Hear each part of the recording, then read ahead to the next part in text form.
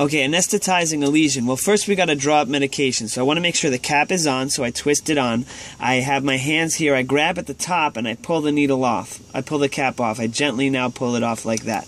Okay, now I wipe the with alcohol the top. All right. Now the placement of the hands is very important here.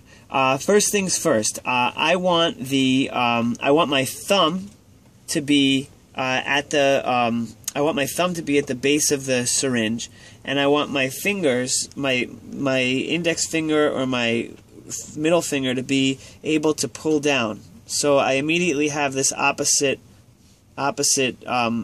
traction going. Okay, so I have this in place and this in place. Now I place the end part of the distal part of the syringe barrel on my hypothenar eminence. I don't have the needle here, but I don't have this way up here. I have it kind of right at the end.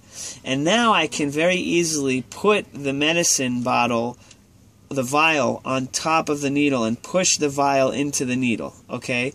Now that it's in the needle, you can see that I'm pulling back and withdrawing medication, and I can use any number of fingers to ratchet to pull more and more as I need it. Okay, now I have this out, and I'm ready to change my needle.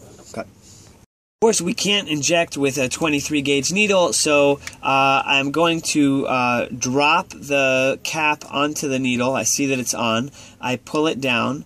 I hear that click. I twist it off. Fine.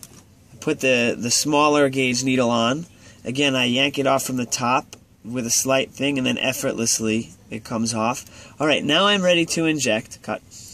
When I inject, the idea is that I need to make traction on this lesion before we inject. So how do we do this? I want the barrel of the syringe to be a part of my finger. Okay, this is one unit.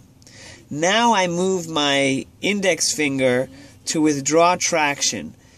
When the needle gets into place, I put just the bevel of the needle. Cut. I'll go.